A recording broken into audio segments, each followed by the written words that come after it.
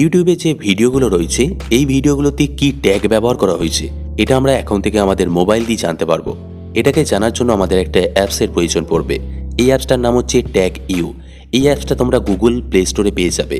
Google play স্টোরে গিয়ে যদি তোমরা সার্চ করো ট্যাগ ইউ, তাহলে তোমাদের কাছে এই অ্যাপসটা চলে আসবে। এই অ্যাপসটা তোমরা ডাউনলোড করে নেবে। ওকে, ধরো আমাদের ইউটিউব চ্যানেলে একটা ভিডিও তৈরি করছি, মোবাইল দিয়ে কিভাবে ইউটিউব চ্যানেল তৈরি করতে হয়। এই ভিডিওটা যখন আমাদের ইউটিউব চ্যানেলে আপলোড করব, এই ভিডিওটার জন্য আমার প্রয়োজন পড়বে ভালো ট্যাগের। এই ভিডিওটাতে যদি ভালো ট্যাগ বসাতে পারি তাহলে এই ভিডিওটাতে প্রচুর ভিউজ আসবে। তার জন্য আমরা যে কাজটা করব, প্রথমে চলে আসবো ইউটিউবে। ইউটিউবে আসার পর ওপরের যে সার্চ বারটা রয়েছে এই সার্চ বারটার উপর টাচ করব এবং আমরা যে বিষয়ে ভিডিও তৈরি করছি সেটা এখানে লিখে দেবো। আমি যে বিষয়ে ভিডিও তৈরি করছি সেটা হচ্ছে মোবাইল দিয়ে কীভাবে ইউটিউব চ্যানেল তৈরি করতে হয়, আমি সেটা এখানে লিখে দিলাম। এরপর সার্চ করব। এখন সার্চ করার পর আমি যে বিষয় নিয়ে সার্চ করলাম সেই বিষয়ে নানান ইউটিউবারের নানান ভিডিও চলে আসলো। এখানে প্রথমে যে ভিডিওটা রয়েছে সেটাও একই ভিডিও, মোবাইল দিয়ে কীভাবে ইউটিউব চ্যানেল তৈরি করতে হয়। আর এই ভিডিওটা তৈরি করেছে রোহন নাগ। তোমরা প্রায় সবাই চেনো দাদাকে। এই ভিডিওটাতে 50 লাখের ওপর ভিউজ রয়েছে। তার মানে এই ভিডিওটাতে খুব ভালোভাবে এসইও করা রয়েছে।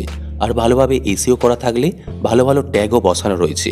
তাই আমরা জানবো এই ভিডিওটাতে কি ট্যাগ ব্যবহার করা রয়েছে। তার জন্য এখানে যে 3 ডট অপশানটা রয়েছে এটার ওপর টাচ করব।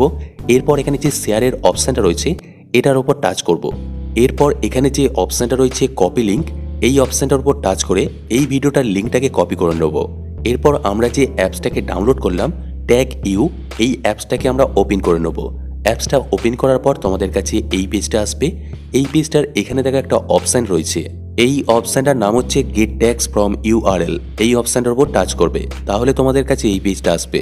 এই পেজটার এখানে যে অপশানটা রয়েছে পেস্ট, এই অপশানটার উপর টাচ করবে।